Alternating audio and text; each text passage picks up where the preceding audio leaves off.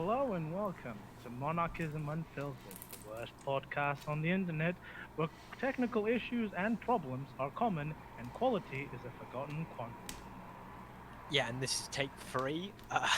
We've been doing this for an hour, so that's fun. Uh, yeah, so I am Iam. Uh, This is Bronze. And this is me, Mkoqsc. yeah, so we're what we're going to be discussing today is Indian monarchies, African monarchies, and Asian Chinese monarchies in general. Yeah, in So our token effort to represent all of non-Europe in this yeah, one video.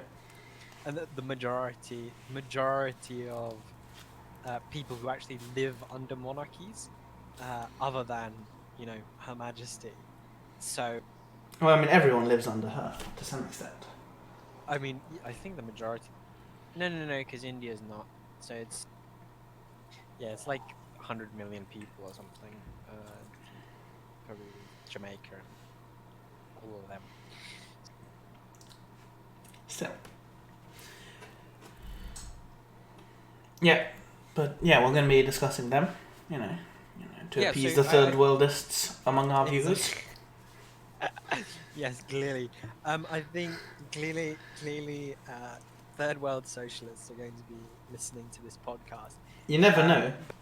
But I mean, we might get some Nepalese. But so basically, what we decide, or what we've been going through in our previous takes, is that we will discuss first the Middle East, and then move on to other monarchies. I think best place to go after that would be West and East Africa, and then after that to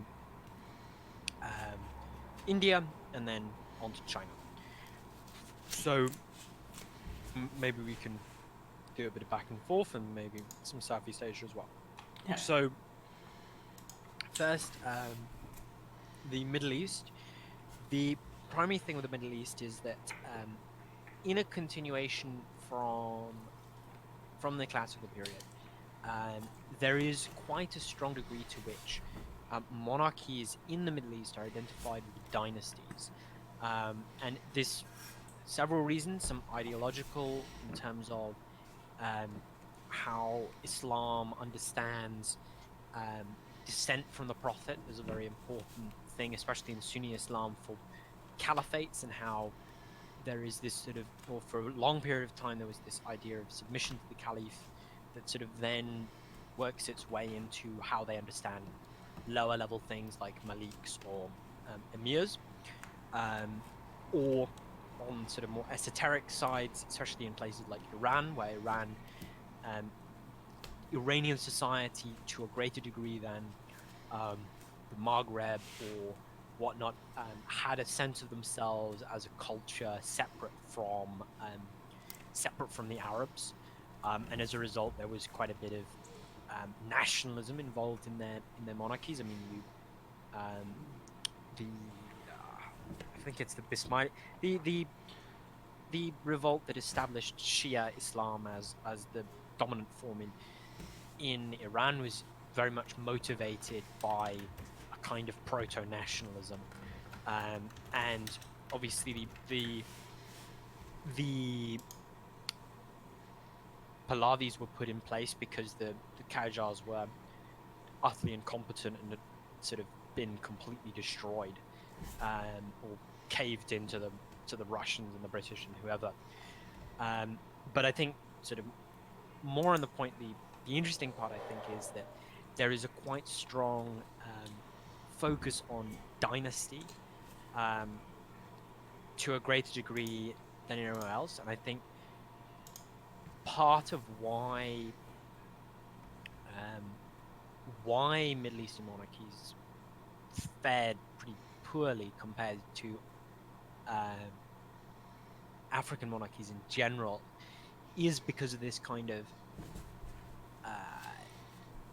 this dynastic element, which meant that they were in many ways incapable of responding to modern ideologies, and especially when you have people like King Fahd, who, or the, I don't know, the kings of Syria and Iraq weren't so bad, but like, Well, there was only one king of Iraq who later became the only king. Well, the first king of Iraq. You had one king. You had the Syrian Arab Kingdom, which lasted less than a year because the French went back on the Sykes-Picot Agreement. Well, no, because they did the Sykes-Picot Agreement on the back of King Faisal, and then King Faisal was compensated with the Kingdom of Iraq. yeah, yeah. I mean, that's obviously true. I think it is quite Like, unfortunate, I think, is the better term for what happened to the Yeah, Hashemites. I mean, it's hard to establish sort of a dynastic understanding if there's only one person. yeah. To add what Iam is saying is that while he's stating that this is a Muslim/general Arab thing, I hold that it's largely dependent upon the dynasty in question. For example, the Hashemites, who were the kings of were largely famous for their modernizing abilities. Sometimes this came to bite them in the ass, sometimes it didn't.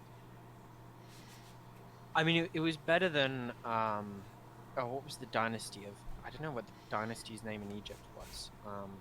It's at least for Western sources, it doesn't have a name. It's referred to the dynasty. It's referred to as the dynasty of literally the Albanian pasha that founded it.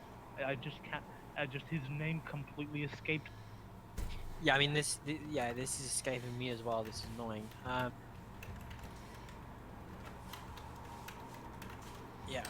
Let's Fouad of Egypt, and then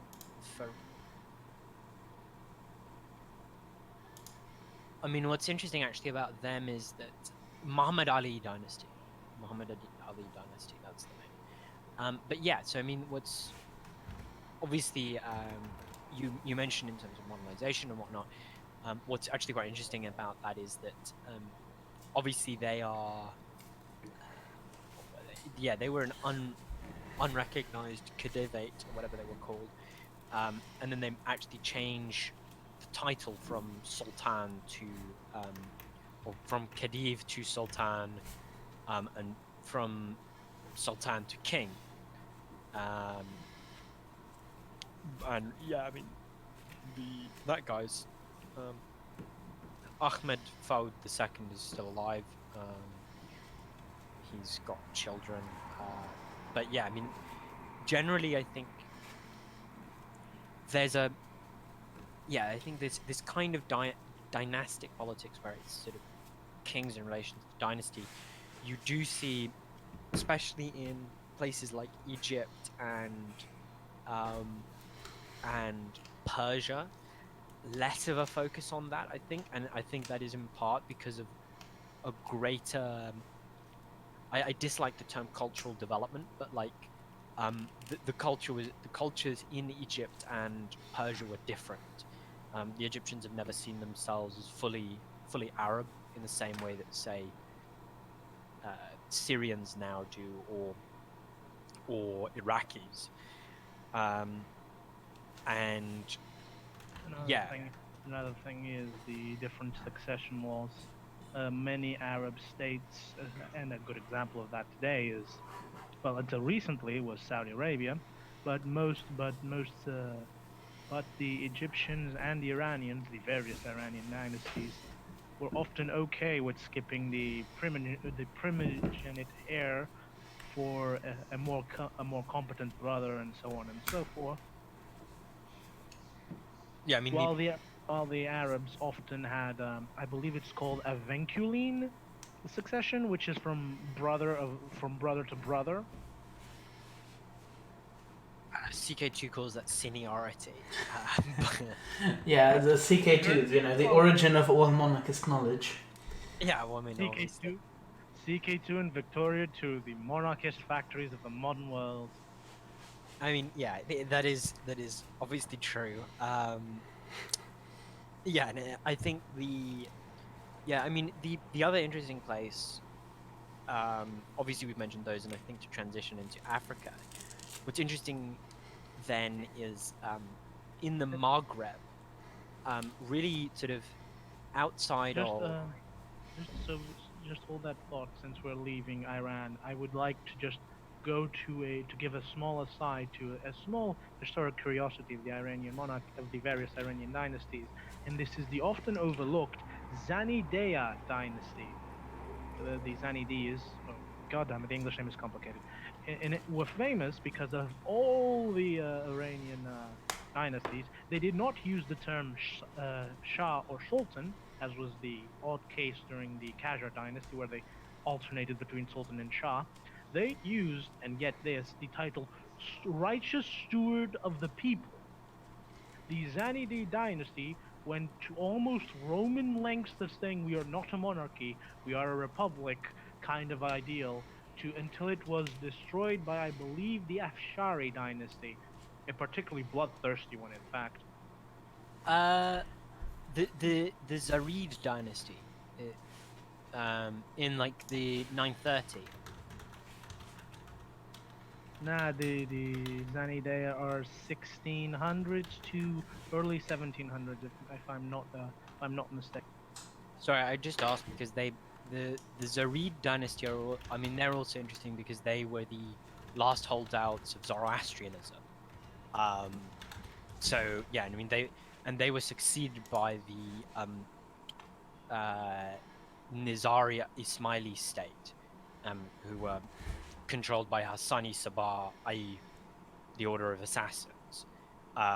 So yeah, I mean there is an interesting point there that like there is this great degree of continuity in Iran of like monarchies being tied to like religious like Famous and like religions and nationalisms, Fa- which is fa- to further add to this, there was the only post-Islamic monarchy, the dynasty in Persia, that was not put into place with the aid of A, esoteric Muslim sects, or B, Muslim tribes of either north of the Golan, and basically what is now fucking. I was going to call it the Desh-i-Kapash, but the Desh-i-Kapash is a bit bigger than this. But either from the western mountains of Iran and the eastern mountains of Iran, Iran was a bit bigger back then. With the help of those tribes was the Pahlavis, because the Pahlavis managed a coup. All the others relied on these tribes as their support base. well, the Pahlavis were a tribe as well, or well, they were tribal in the sense that he was a Cossack from Azerbaijan, whereas the yeah, I mean they are considered to be, and they were Tabaris, not whatever. I mean, yeah, you also then have and you obviously have the Qizilbashi with the Safavids. yeah, I mean the Safavids are a very like I think the Safavids are obviously very important, and they were Kurdish as well. I mean, I think the Qajars were the last Turkic dynasty. The Qajars were weird because they intermarried a lot with the. It's very complicated. The Qajars, if memory serves, intermarried a lot with the Persian aristocracy to the point that they wholly supplanted the Persian aristocracy. EI, by the time the Pahlavis, by the time the Pahlavis couped the Qajars, all the rest of the noble houses of Persia were essentially the House of Qajar. Hence why they got low-key purged as well, to a not entire degree, but yeah, they got the axe to us in a sense. Yeah. Was it the Hazara Spids? The or Afsara bit. Afsari. I would just like to take a moment to apologize to any and all Iranian viewers for all of the names. I mean, yeah, I mean, I'm still trying to find this because this is annoying me now. So what's its title? But yeah, the Afsara dynasty, which is often associated more these days with Afghanistan than Persia proper, because for some reason They were important in the creation of the Durrani Empire, and well, one of their flags, again to show the influence of paradox on the world of monarchism. One of the flags of the Afsharid dynasty is for some reason used for Afghanistan in the European Universalis form, which makes no sense, but I mean, that's because like Paradox are fairly lazy. But yep. but But yeah, back on topic. yeah. Back on topic. Sorry. So the point I was going to make about the Maghreb. So there is this point that the two places where you see a kind of the one place you really see a kind of stability is in Persia. Persia has a very developed sense of self, and then the other place is Egypt. Egypt and Persia are quite similar in that regard. They have this, like they're always ruled by someone else, or there's an like esoteric religious movement that overthrows a monarchy, or whatever else. I mean, you sort of have the examples of the Fatimids. I think the best example of in Egypt, or arguably even really Ali Pasha and whatnot. I mean, he was doing more of a coup, and it was one guy being very successful. Now, I think the point I want to make really beyond this is that beyond these regions, you have places of very low development. I mean, outside of Morocco, the whole of North Africa it's not. In many ways, they operate similar to Italy almost, like a significant portion of, in that you have these kinds of, you have, to the extent, I mean, you have these emirates that are almost so decentralized that it's akin to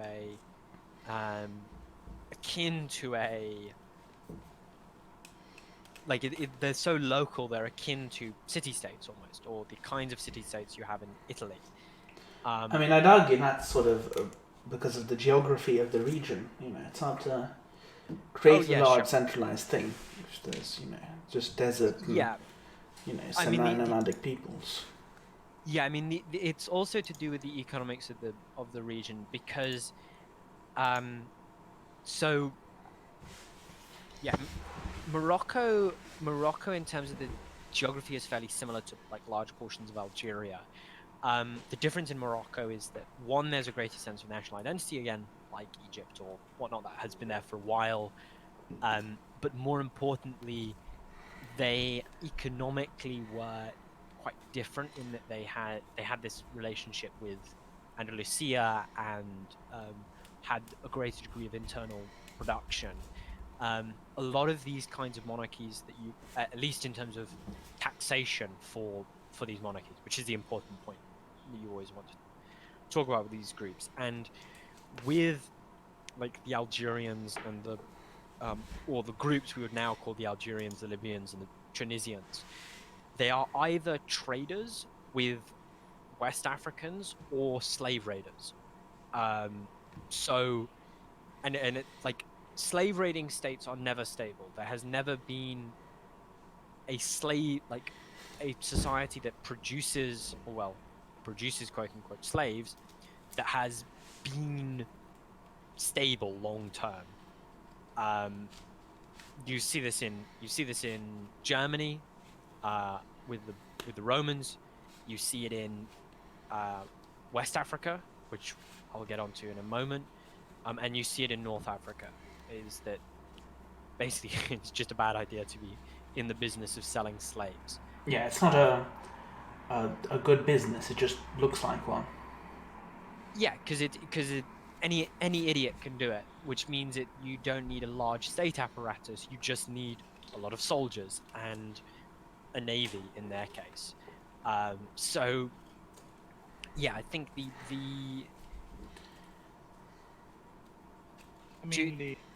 to really illustrate the point you two are making, never forget that historic regional power, the Khartoum Arab slave traders, the bane of all colonialist adventures in Lower Sudan. Yeah, I mean, yeah, exactly. Yeah, so it is. Yeah, okay. Sorry, to yeah, farming is hard. Just go get some slaves. Get on a boat. Yeah. Yeah, and pish posh, and then it doesn't. It all goes awry eventually, but that's long term. Yeah, I mean it's actually quite interesting in terms of the slave trade, because obviously slave trade was huge in the Middle East. I mean I think the most interesting fact is that there were portions of Iraq that were majority black for long periods of time because of the slave trade, because they were used in,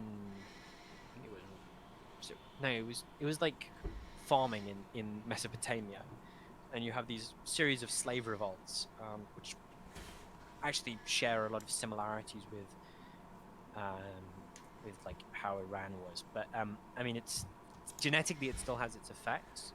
Obviously, the classic thing is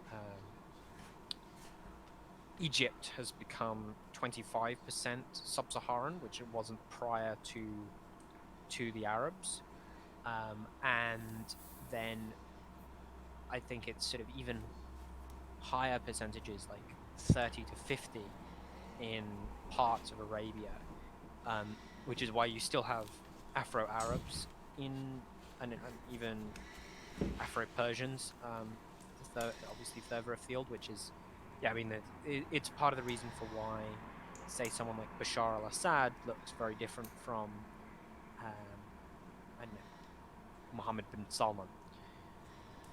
But yeah, to the point then, I think really with these West African states and all these sort of tribal groups that you get in North Africa, is that they share a lot of similarities with the kinds of Turkic tribes that you get post-Islamification,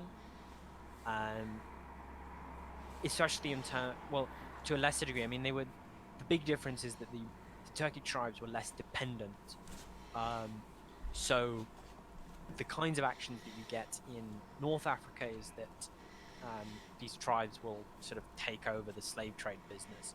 Obviously, the Turks, because they don't really have an economic relationship with those groups, they pretty much just conquer them or whatever similar thing, or they do trade, like in sort of Samarkand and these places. Chorus, yeah, I mean that sort of thing. The place that I find the most interesting, really, I think is West Africa. I think West Africa, at least in this whole picture of the Muslim world, is the one that is the most interesting. I don't know about you guys, but the interesting thing for me, I think, is that you see a very clear distinction between sort of the early period monarchies and the late one, and what you see happen in West Africa is essentially a switch of the mode of society in many ways. In that early on, you have these large states with efficient bureaucracies, large-scale trade, all these sorts of things, and then almost a switch and a regression to a kind of localist slave trading states. And I mean, this is almost entirely thanks to the European, like the transatlantic slave trade. But the interesting point is that you have you have people like Mansa Musa and his successors who build states not even based upon the kind of dynastic politics that you get in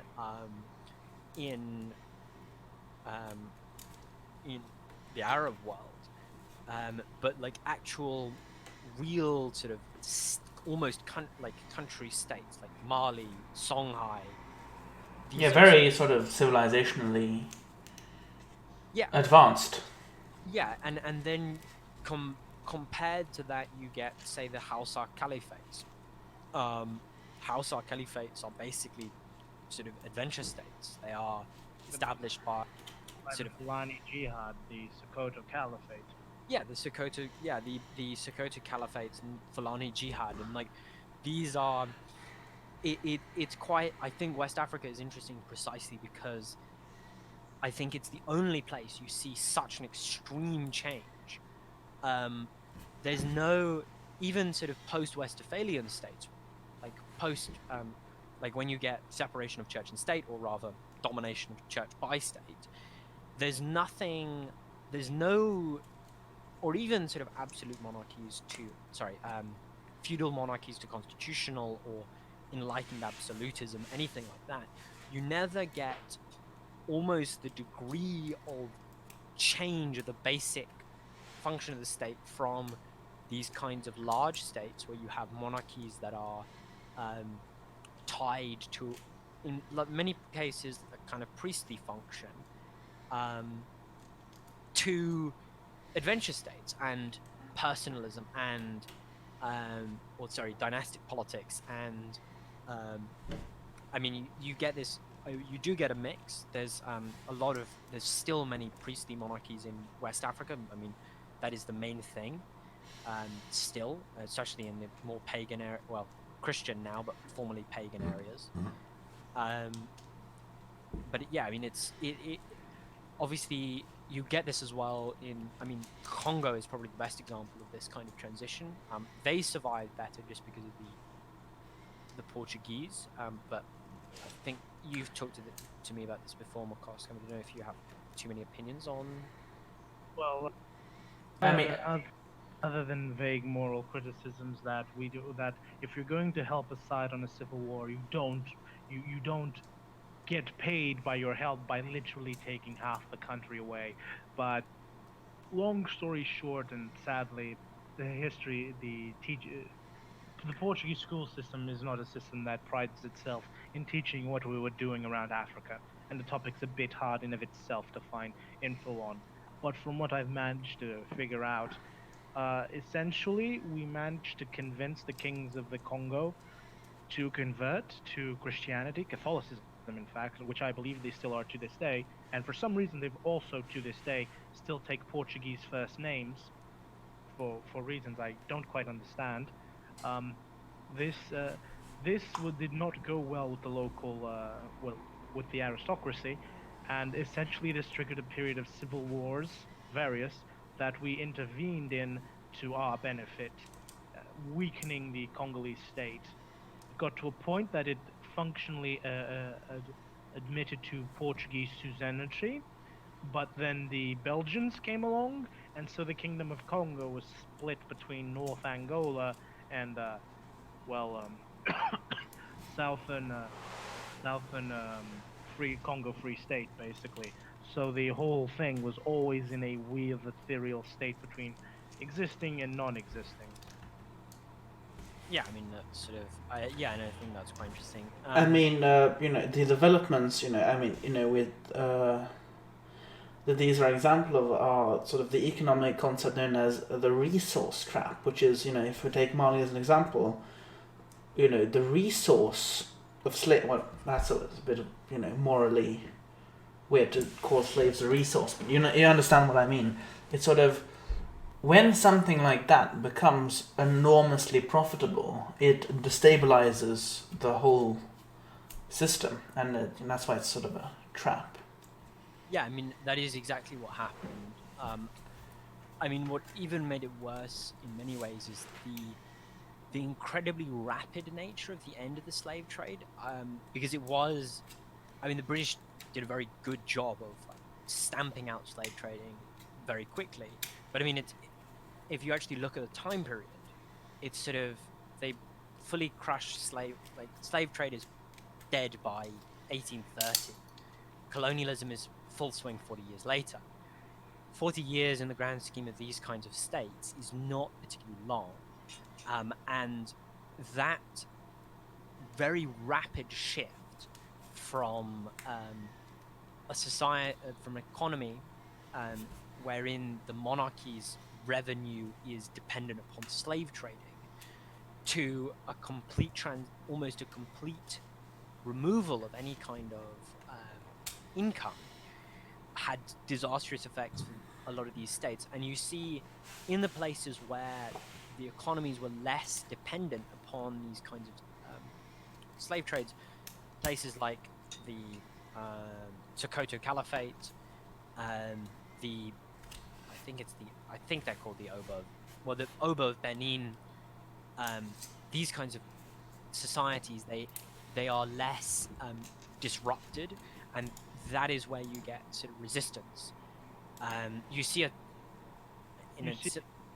see this clearly in Ethiopia, and I know a certain listener will hate us for this, Somalia, with the Dervish state, because both, although they did have slaves in a way, they were never entirely dependent upon them as source of economy, or at least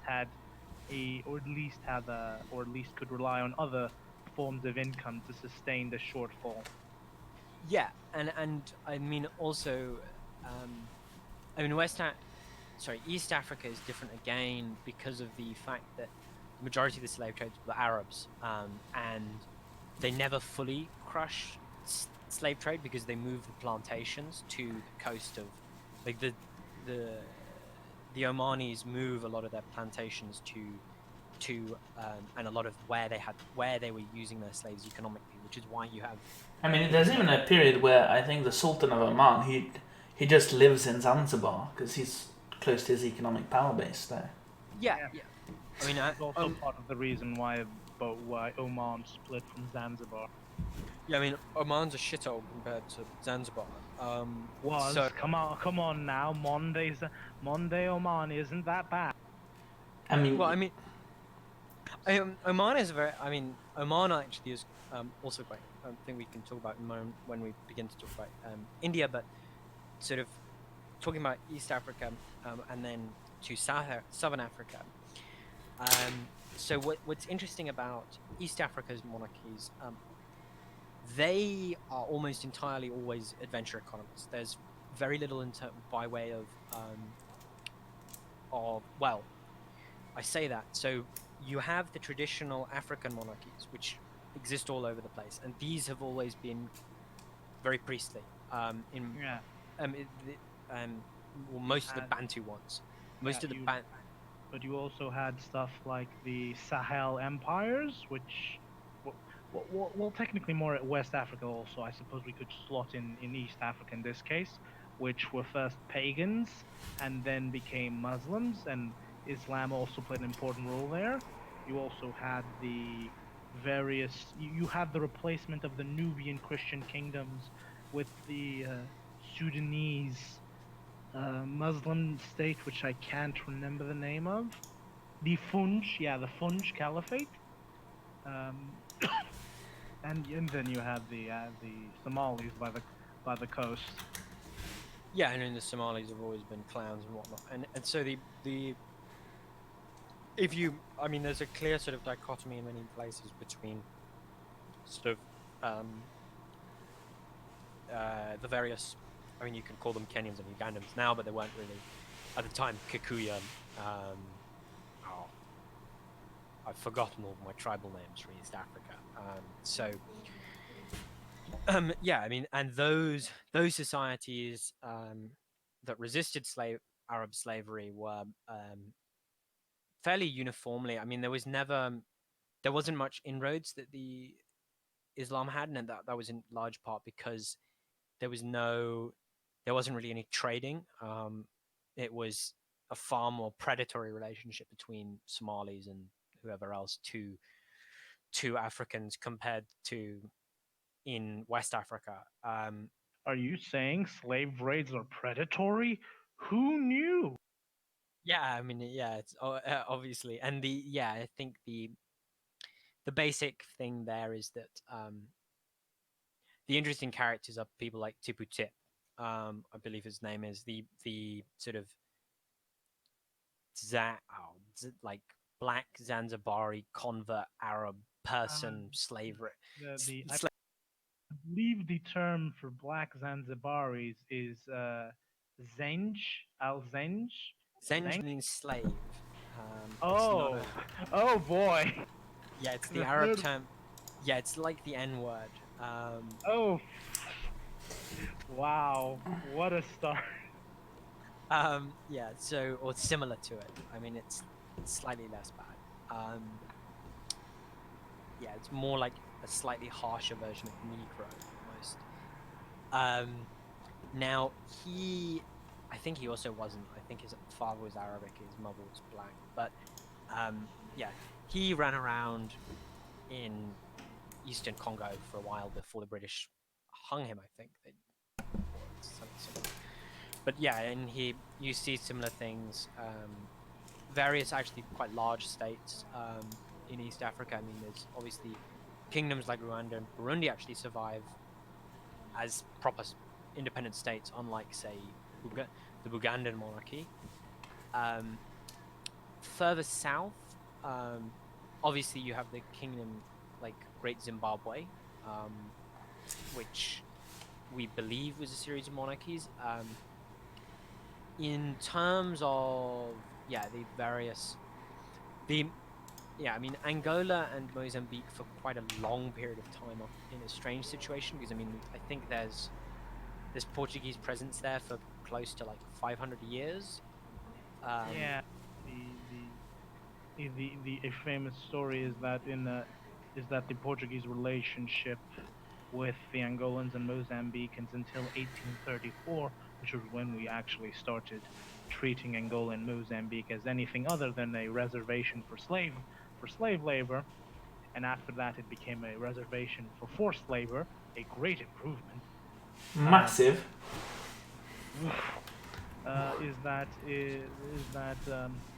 It was essentially atomized, and a good portion of those newly found atomized chieftains were literally manned and commanded by, and I quote, Portuguese African bastard princes that decided to fight against Portugal. Yeah, I mean that is. I mean, my grandfather, my family is South African. My grandfather used to go on holidays to Mozambique in the 60s and 70s, and he once met a businessman there who said, "Oh, he's got a wife sort of every town along the major river where he." So yeah, I mean that's kind of how they've interacted, or how Portugal had interacted for a long period of time. To add, this was not only Portuguese libidinous doing its work, it was actual government policy. When we got into India, the king at the time decided it was a good idea to marry into the locals because that would ease up our burden of control in the area, or as it was called at the time, the maladies of Alexander, the eye of having a large land empire. We married, it was actually state policy for, again, I don't know exactly when it stopped being like state policy, but my guess would be sometime after 1834. Is this? I mean, this just all sounds like further proof that Paraguay is actually a Portuguese state rather than Spanish. Well, it's Uruguay, the ancient colony slash state slash whatever the hell that was of Cisplatina, and you also had Misiones, Yeah, which is also complicated because it was all Jesuits and it was mostly Portuguese Jesuits. It's all very complicated. yeah. I mean, that is a divergence. However, to return really to Southern Africa, I think you have a lot of traditional monarchies that still exist. Some of them are actually still separatist. I mean, the obvious example is Zulu Kingdom. Less obvious example is the Kingdom of Barotseland. There's a lot of the King of Barotseland has at times wanted independence from Zambia, and to reclaim portions of Angola, which is an interesting concept. I mean, that's partly also because he's the most intact monarchy compared to, say, I think it's Gaganzara in Katanga, or The Koto Caliphate, which technically still exists. yeah. I mean, actually, the Nigerian. I mean, it's quite interesting because obviously it's interesting to see where the monarchies still exist, and most of the monarchies that still exist in sort of British states, or former British colonies. the French were fairly sort of strict or strong on wiping out, but that's also because of the fact that most of their territories were less developed than the British ones, and yeah, British had the Sokoto caliphs still run around. I mean, the various chieftain, Nigerian princes, obviously, is a bit of a meme for obvious reasons, and various other places have abolished theirs because of communism or whatever else. So, however, I think the most interesting place to turn to is because obviously what we've been talking about is either Arab or Bantu monarchies largely. Most interesting place to actually look at, despite these, is in non-Bantu society, i.e. the Khoisan, because the Khoisan still have their monarchies. They are still tribal leaders. Well, I think it's traditional leadership recognized by South Africa. So a lot of them still get state money, and you can visit them. Some of them, a group of them recently attempted to. No, that wasn't. They weren't recognized by the main groups, but some people claiming to be recognized Khoisan chieftains, which they weren't, attempted to declare independence in Cape Town recently, as in the last 2 years, which was an interesting thing to watch. But I mean, I think the most interesting actually is the Griqua captains, who they're similar to those Portuguese bastard princes of yours, and except they actually established independent states for periods of times, like Griqualand West, that had fairly brutal coups inside them for populations of 50,000 that we're talking about. The Griqua being a mixed race population that come out of the Khoisan. The Khoisan being the pre-Bantu inhabitants of southern Africa.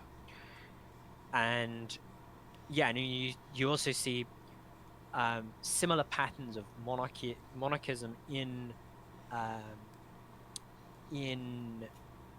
Namibia, where the monarchies are really focused around less so dynasties as like persons, and you have these kinds of adventuring states, and then it's sort of connection. So I mean, there's the most famous captain is Captain Iam and Mkoqsc, and so all of his children have been Iam and Mkoqsc, 1, 2, 3, 4, 5, 6, 7, up to whatever it is now. I think it's on 5 actually, but which is quite interesting, because these are the other thing is these are monarchies that we're talking about that are established in the 19th century, in a way that isn't, and it's in a way that is quite unlike, say, I don't know, the kings of Sweden or something, where it's sort of you have adoption and a new dynasty.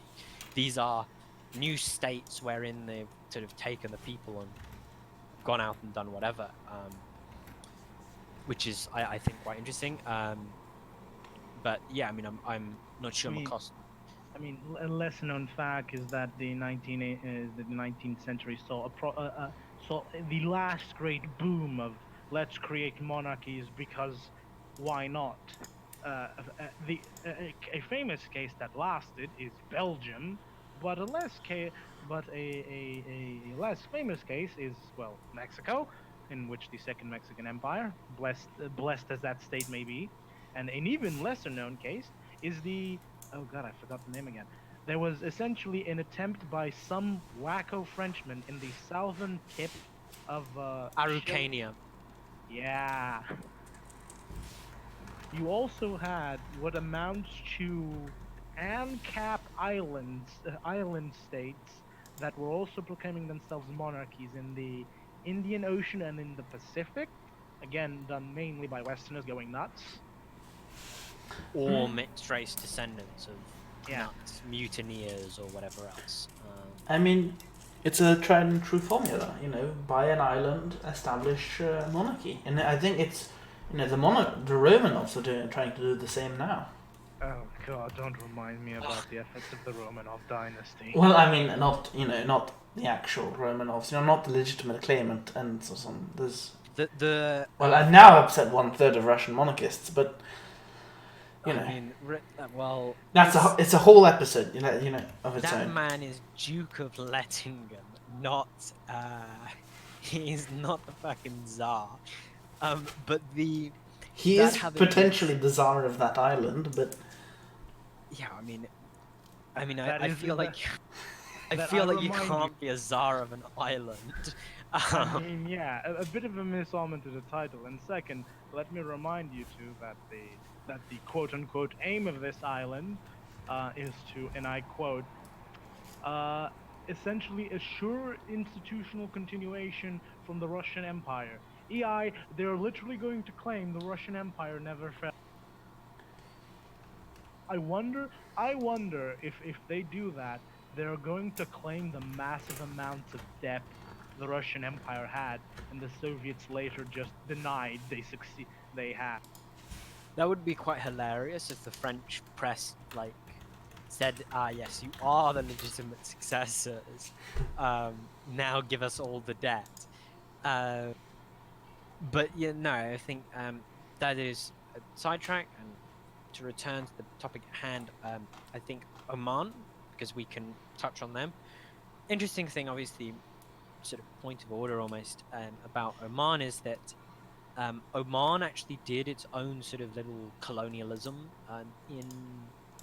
in the sort of age of exploration. Obviously, Zanzibar is an important one, but you also have there's a port in India that they continue to own until the Indians told them, no, the Pakistanis told them, give it over or we invade, which is quite interesting as well. So they were quite an interesting polity, and I mean, Oman was a fairly stable polity, but that's in large part because it is kind of it was very much connected to Muscat, like the city. To explain, the name Sultanate of Oman, as it's now called, is actually extremely recent. For most of its history, it was the Sultanate of Muscat and the Imamate of Oman that were not always held by the same person.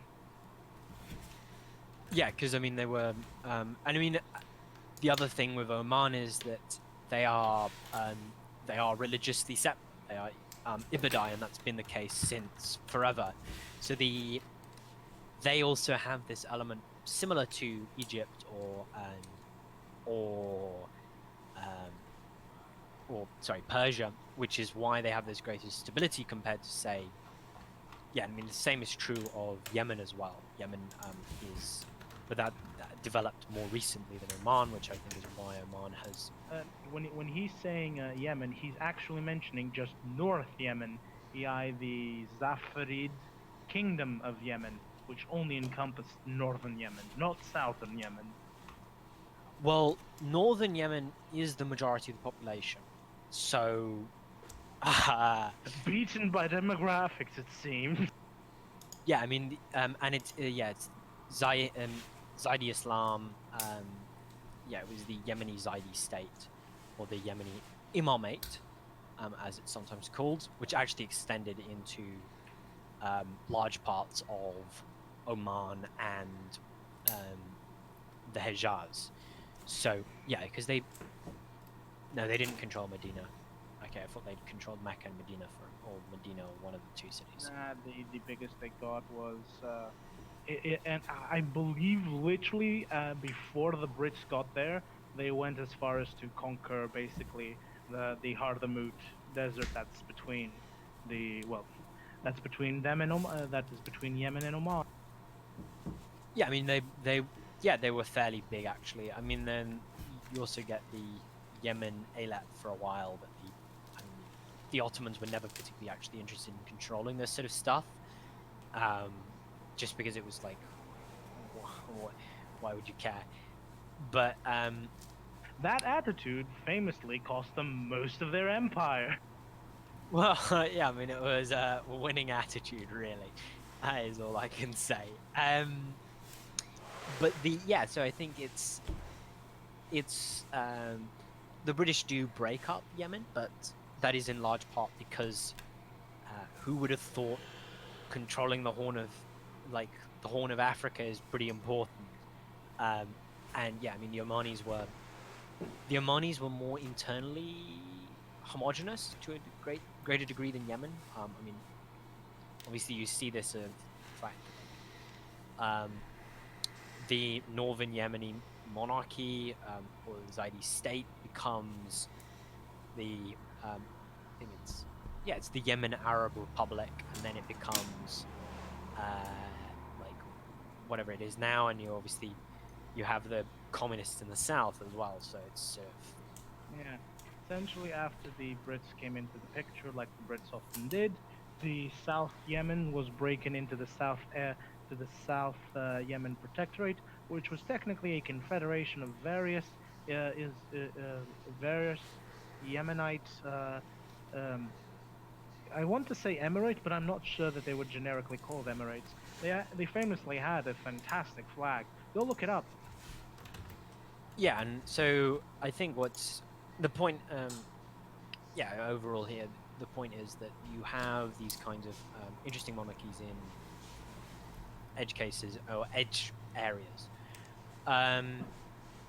To move obviously to the big beast of India, I think because we've obviously mentioned the influence of Oman, the clear thing is then the influence of Arab conquerors in general. Because I mean the Omanis themselves, their power really came from being less so on the boot heels of the British so much as the boot heels of various Turkic conquerors, and consequently having Islamic rule in these kinds of port cities, surrounded by large portions of Hindu peasants who don't, and those two groups don't necessarily see eye to eye. So yeah, I mean I think the interesting one to discuss then would be India. I feel like I've been talking for quite a while. If anyone else would like to I'll take, I'll, begin. I'll take over India unless Bronze wants to say something, seeing as it was the crown jewel. I mean, yeah. I mean, India is very interesting because sort of. I almost want to say it doesn't exist as an idea. You know, the idea of India until it sort of someone comes in and creates it. Yeah, So, you did have some concepts before that, but those were almost universally religious. So you yeah. had the Samrat Sharkavati king, which sorry for the pronunciation, which was akin to universal ruler. You had Bharatravasta or something, which is also is tied with religious notions of pan-Hinduism and etc. So India is really the secular or a religious term for, well, subcontinent. Yeah. No, you know, because then, and you know, as you know, there's a variety of different states. I mean, obviously, you know, you have the Mughals. They come in. They're a sort of a Turkic force. In many ways, they're quite similar to the Ottomans. You know, they do stuff. I mean, I think with one of the interesting things about various groups like the Mughals, obviously you mentioned Hinduism and sort of pan ruler and all this, but what's quite interesting, at least sociologically, is that in many ways you have various Hindu monarchies that exist in places like Southeast Asia and especially say in Southeast Asia, that in many ways, India was a big sort of hub for the exporting of religions and cultures and things into Southeast Asia, to a degree that even China doesn't. And this obviously, you see this with like Ceylon. If memory seems, I think it's the Chola dynasty of southern India that had like its own thing in Southeast Asia. Like it had quite a big salocracy that went as far down as Southeast Asia. Yeah, and obviously, because yeah, I mean, Indonesia, interestingly, the first sort of ruling thing of Indonesia that the Indonesians now harken back to somewhat anachronistically is a Hindu state. But the Majapahit Empire, if yeah, I remember. The Majapahit, I think. Yeah, I mean it's a long list of sounds, and I'm not going to attempt to pronounce it. So yeah, I've probably made an erroneous attempt, but you know. I've had my fill of Iranian dynasties, but so I think the interesting part really I think of in India is you have a kind of interesting overlay wherein you have a variety of Hindu states that are not particularly bound to dynasty. You see this in sort of, I mean, Vijayanagar or the Marathas. Yeah, the Marathi, where and even you have a lot of Muslim states, especially in places like Bengal or Pakistan, what we're now called Bengal, Pakistan, like that are sultanates of the state, and you have dynastic overturn. But then you also have this element of sort of Turkic and Arabic conquerors who do have dynastic who do have dynastic states like the Mughals, or like of Hyderabad. Even like Hyderabad is obviously it has a name that isn't just Mughal, but they were quite a dynastic state. I mean, that's why they basically collapsed instantly the moment that the Indians attempted to overthrow them. Well, that and the fact that they had to essentially build an army from scratch in less than a year. I mean, I think the bigger thing was that the Nizam was deeply unpopular. Yeah, the Nizam, while he was extremely popular with the Muslims of Hyderabad. Let's put it that way. Yeah, and I mean that's the other thing is that Islam in India comes really to be a caste religion. Ironically, in that obviously I've mentioned this point of layering over the top, and what you see in India really, and this reflects in a lot of how their politics worked, was that Islam for most of the population is a high caste religion, in the same way that Jainism or Buddhism really were high caste religions for the majority of the population. The majority of the people converting to Islam are Kshatriya or Brahmins, and so or maybe traders in along the coastline, and this really has the effect of Islam in India, I think even more so than anywhere else, has a very negative effect on the society and culture, is the only way I can really describe it. The groups like the Mughals and various previous Turkic conquerors have incredible disruptive effects upon Indian culture and society. And so, I mean, we were earlier having a long discussion about Nepal, but one of the key things that this does is it catalyzes a lot of events socially, culturally, and politically, such that you get things like Bhutan's current system, wherein you have this sort of holy king itself as a transition away from a Lama king, because of the various knock-on effects, basically, of of the Islamic invasions, and you see, I think the best example of a state really that exists as a knock-on effect of the Islamic invasions is Nepal. Nepal really exists because of various, I think, it's Gorkhas was the original name, but Gurkhas now, and they took over the area that would now be named Nepal with the help of various, with the help of mainly the British doing stuff in relation to trying to destroy the Mughals or take control of the Mughals. So you have this kind of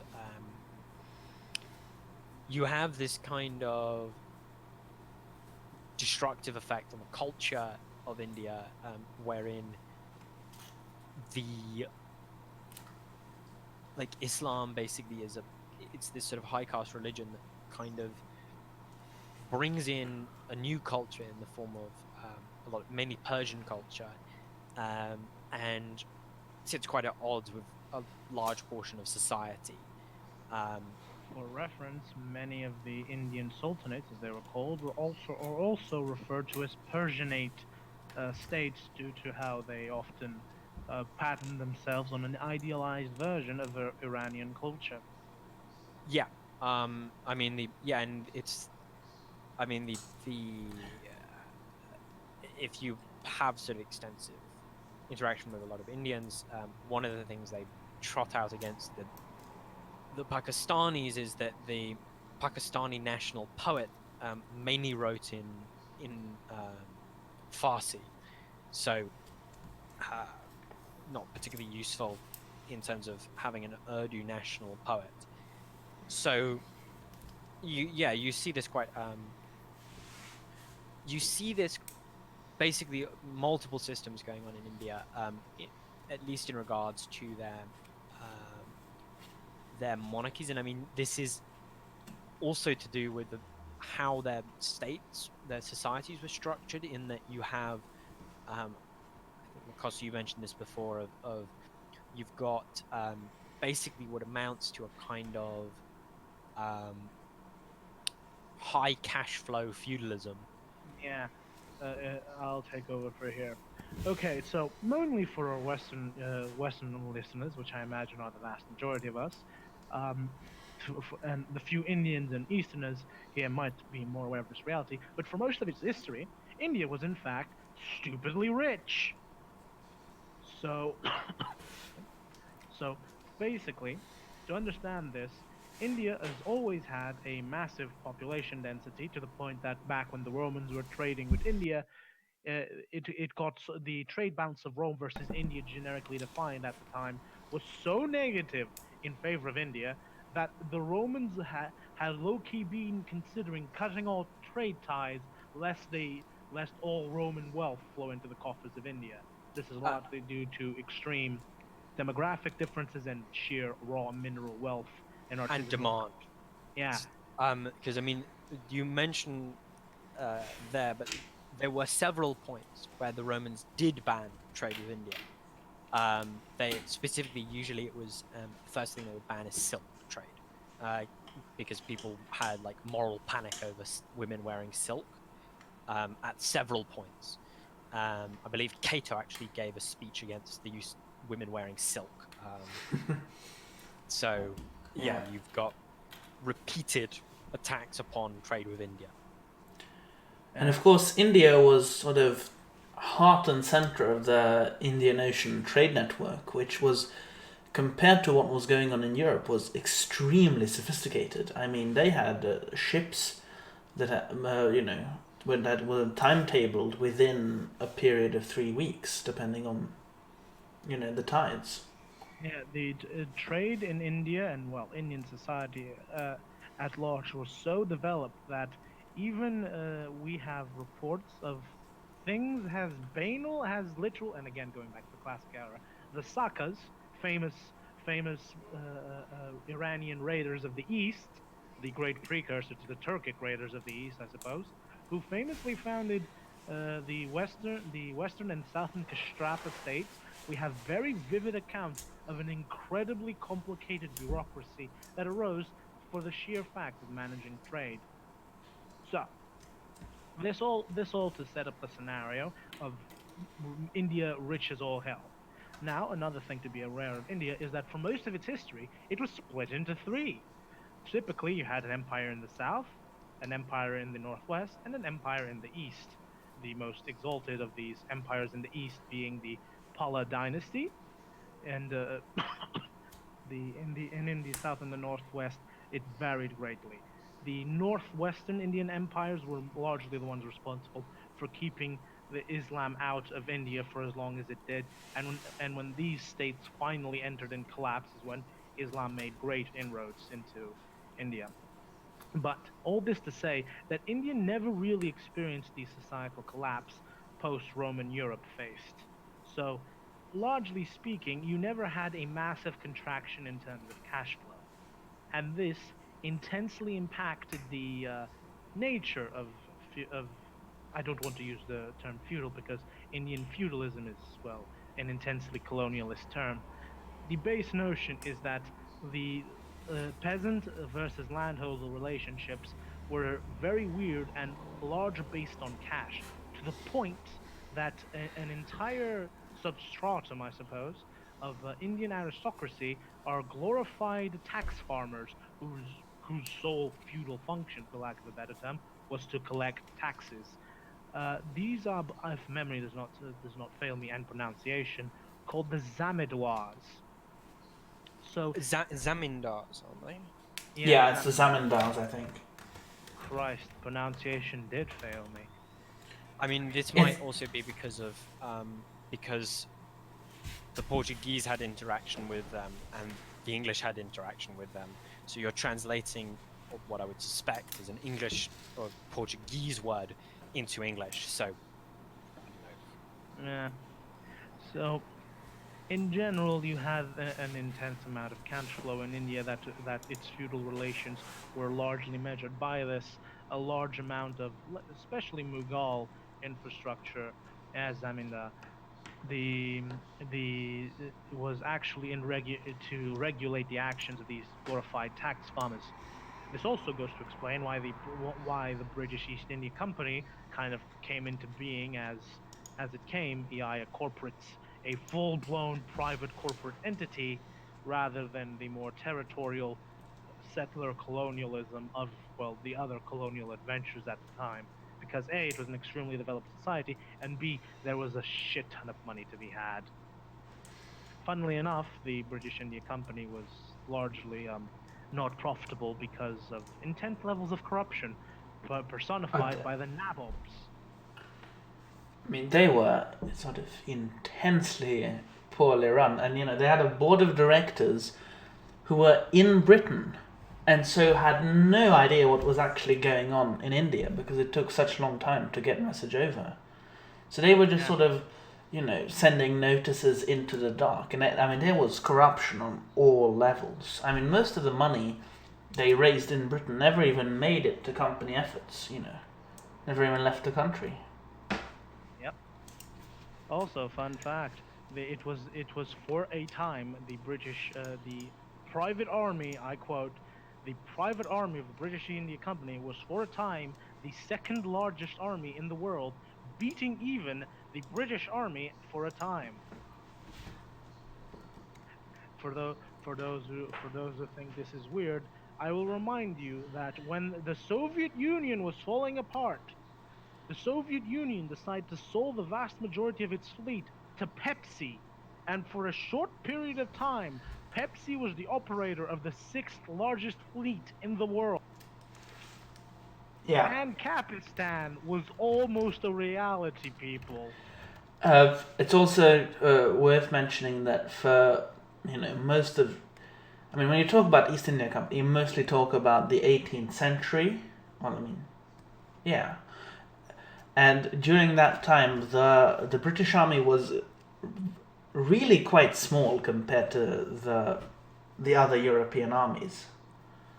Yeah, famously the British East India Company, which is largely a more of an historicist term because politically India was actually divided into the presidencies and its presidency armies, which ironically enough follow a pattern similar to the one I told you of the three big civilizational areas of India: northwest, south, and northeast. But yeah, this all to return to the topic that India is, while on the surface level the dynamics that were going on in India could be compared to, say, something to a level of what was going on in Europe and India and the Middle East. The truth is it's a lot more complicated because in between these areas of intense civilizational development and growth and high culture, you had, well, tribal areas. In fact, some of these areas fluctuated between tribalism and not tribalism multiple times. Another fun fact, and to go back to the topic of there is no such thing as a stable slave society, Ethiopian slaves in India played an important role in sometimes halting, sometimes furthering the spread of Islam and the Mughal dynasty. So, yeah, don't kids to stay out of slavery. It's bad business. Yeah, it's like crack cocaine basically in terms of monarchies.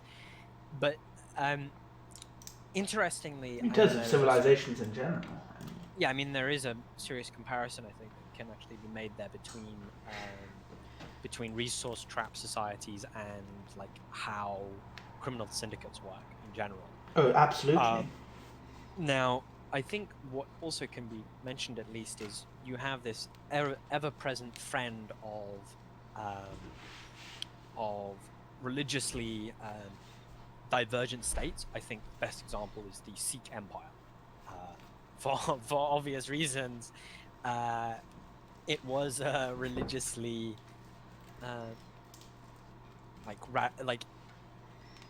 radical religious movement that became a state, and that at the time was still violently anti-caste. Yeah, I mean it's, and I mean that's the other thing, and I mean I think I think you see that elsewhere in India. I wouldn't be able to mention them, but there were anti-caste revolts, but much like you, the name escapes. Yeah, I mean I think the basic point really is that Oh, but you do mention a good thing, especially when talking about the caste system and how the interplay is this. As a rule of thumb, the Muslim states in India had more upward social mobility than the Hindu states. So this is a rule of thumb, not a iron rule. There were exceptions on both sides.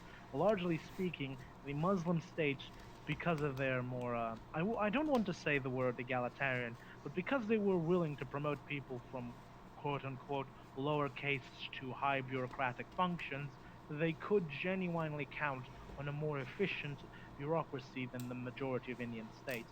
Though again, this is a rule of thumb, and there are exceptions both ways.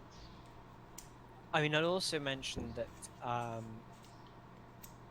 Persia, or sorry, Persian Iranian society has always been deeply anti-caste, and significant influence in Indian Islam is basically forms of you could call it Zoroastrianism or basically Iranian Islam. Basically, I think is the best term for it, and you see this quite often in the influence of Sufism and various other things in India, where it's to the point that Indian Islam was quite integrated into general society. I mean, you'll still see Hindu nationalists talk about, oh well, if they're happy to call themselves Indians, they can be whatever religion they want, or liking sort of Sufi Islam versus Sunni or whatever, and that basic sort of fact of where these sort of Turkic Muslim states come from, namely through Persian influences and from the fact that they were heavily influenced, and obviously, as you say, Persianate states, because of that heavy influence, they do have a kind of ideological reason to be more anti-caste than say a Hindu society. Because I mean, obviously, theoretically, Islam is anti-caste, but on a practical level, not really. And yeah, that is like India is its own universe, to be frank, and if this podcast lasts long enough, we will one day have an episode entirely dedicated to India. Hopefully, in the far, far future. Yeah, I mean, I think I do want to. I do want to learn more about. Yeah, I mean, hopefully by then, all of us will have sort of read up more on it, because. Yeah, I mean, I think the basic point really is that India, in many ways, is more. I think there is a. It's more diverse, I would argue, than in terms of the types of monarchies that you see, than either the Arab world or sort of Western Europe, Christian world, as it were. And so I think that is in part because of this layering on top of various elements. It's also because of the internal dynamics of the state or the place being more complex. And then also various influences from outside, from internally, and in forms of things like the Sikh state, various things like that. So, yeah, I think you see a lot of different influences basically, and that reflects in the types of states that you get. Yeah, no, I think that's a good point to wrap it up. Yeah, on that conclusion. Yeah. Well, we obviously still have for China. Yeah, I think China is its own episode. Okay. Yeah. Yeah. I'm also better. I think we're also better equipped to handle China than we were India. Yeah. Yeah. So that's.